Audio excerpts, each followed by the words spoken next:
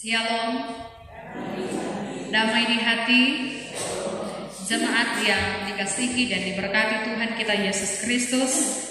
Tentu kita sangat bersyukur kepada Tuhan yang telah menganugerahkan kita kehidupan sampai pada saat ini. Bahkan tidak terasa kita sudah berada di pertengahan tahun 2024, tanggal 30.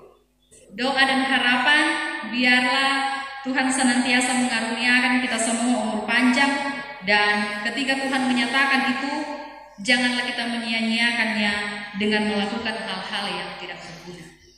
Jemaat yang dikasihi dan diberkati Tuhan kita Yesus Kristus, tema perenungan kita di sepanjang minggu yang berjalan ini yaitu muliakanlah Allah dengan tubuhmu. Dan melalui bacaan kita di saat ini dalam kitab 1 Korintus pasal 6 ayat 12 hingga ayat yang ke-20. Korintus adalah kota pelabuhan yang letaknya sangat strategis sehingga menjadikan Korintus sebagai pusat perdagangan dan industri yang sangat berkembang. Korintus merupakan salah satu tempat yang diinjili oleh Rasul Paulus. Jemaat Korintus yang berada di kota pelabuhan yang sangat berkembang itu ternyata terkenal sebagai jemaat yang sangat bermasalah yang pernah dilayani oleh Rasul Paulus. Berdasarkan laporan dari keluarga Chloe, ketika kita boleh membaca dalam kitab Kisah Para Rasul pasal 1 ayat 10 dan 11, Paulus mendapati kemerosotan pada jemaat yang dibangunnya saat ia tinggal di sana selama 1,5 tahun atau 18 bulan pada perjalanan penginjilannya yang kedua. Perselisihan, perpecahan, kesombongan rohani, karunia roh dan lain sebagainya yang merupakan masalah-masalah yang terjadi di sana. Dan salah satu yang penting yang menonjol ialah masalah pergaulan, seperti yang dibicarakan Paulus dalam bacaan kita di saat ini. Orang Kristen di Korintus dipastikan telah terlibat dalam praktek persinahan, dan ini terjadi karena berhubungan dengan latar belakang kota Korintus di masa lalu, yaitu praktek penyembahan berhala yang sangat banyak di kota ini. Dan salah satu yang paling mencolok ialah adanya kuil Dewi Afrodit, Dewi yang paling tersohor yang juga disebut sebagai Dewi Cinta Birahi. Tak heran praktek pelacuran dianggap sebagai sesuatu hal yang lumrah di sana. Mereka percaya bahwa kota Korintus akan mengalami kesuburan dan keberuntungan jika dewi tersebut melakukan hubungan dengan dewa. Sehingga pada hari-hari perayaan mereka diadakan perjamuan makan dan minum, tetapi juga di dalamnya ada praktek persinahan dengan para pelacur di sana. Dan orang Kristen juga diketahui datang pada perayaan-perayaan itu bukan hanya untuk duduk makan dalam perjamuan-perjamuan mereka, tetapi jauh lebih daripada itu, mereka turut serta melakukan persinahan dengan para pelacur di sana.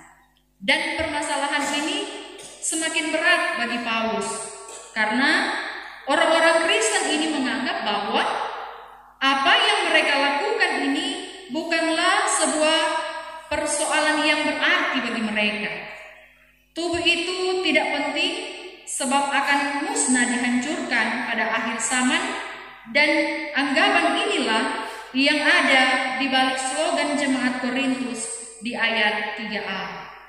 Makanan adalah untuk perut dan perut untuk makan, tetapi keduanya akan dibinasakan. Sehingga apapun yang mereka lakukan pada tubuh, baik makan makanan berhala maupun melakukan persinahan dengan pelacur, dianggap bukan sebuah masalah, sebab tubuh pun akhirnya akan binasa. Namun, Paulus mengoreksi pandangan mereka ini dengan berkata, tetapi tubuh bukanlah untuk percabulan, melainkan untuk Tuhan, dan Tuhan untuk tubuh.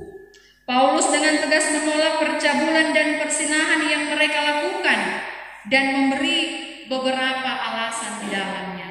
Yang pertama, tubuh orang Kristen akan dibangkitkan Tuhan Allah.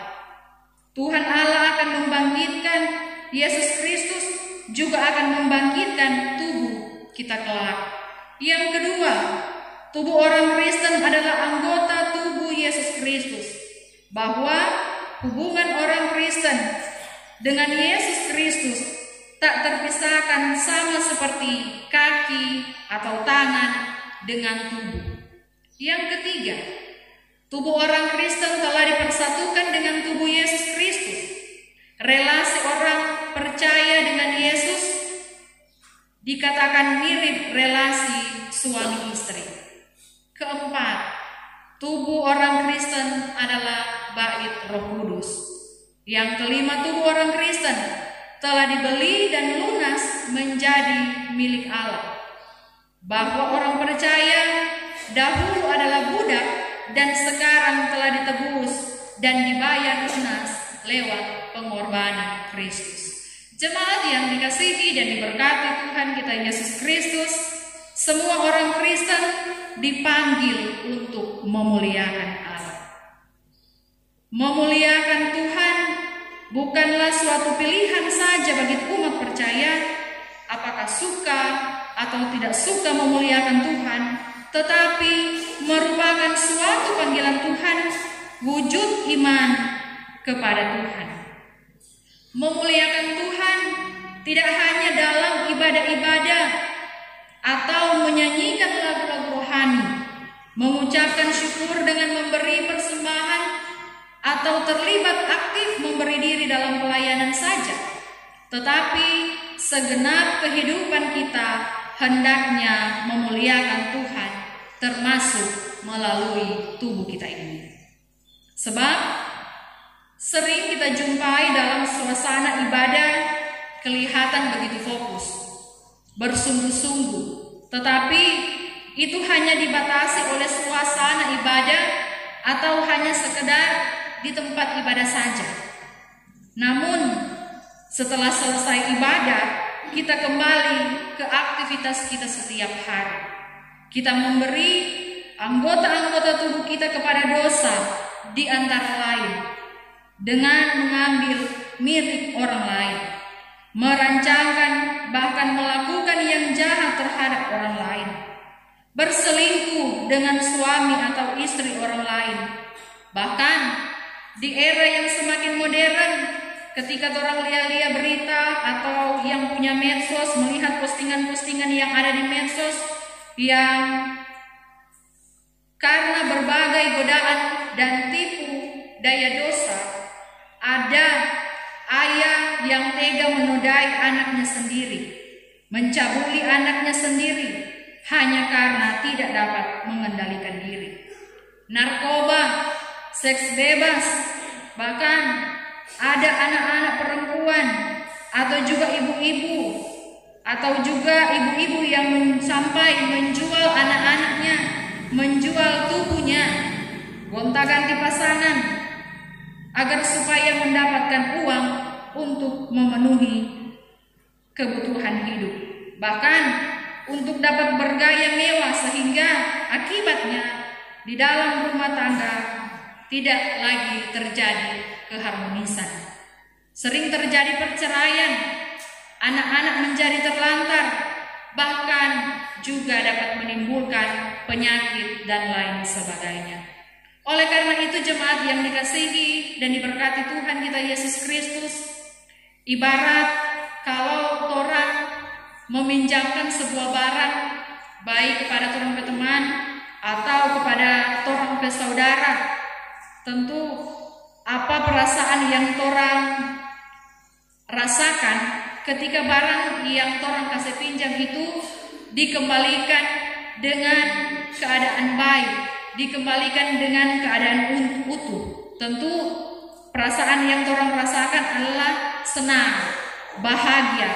Tetapi sebaliknya, ketika dikembalikan dalam keadaan rusak, apalagi itu barang yang orang sayang sekali, tentunya perasaan yang akan kita alami pasti marah, kecewa, dan demikian juga halnya Tuhan Allah akan marah jika miliknya dirusak atau tidak dipergunakan dengan sebaiknya.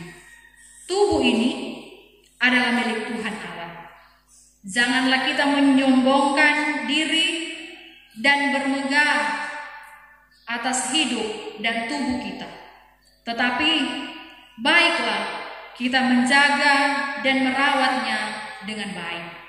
Kita juga diajak melalui firman di saat ini untuk kita mempersembahkan kehidupan kita kepada Allah. Kita setia kepada Tuhan, setia kepada keluarga kita, setia kepada pasangan kita, dan jangan memperhambakan diri pada dosa, tetapi takutlah akan Tuhan. Gunakanlah hidup ini untuk melayani Tuhan dan muliakanlah Tuhan dalam segala kehidupan kita sekarang sampai selama-lamanya. Amin.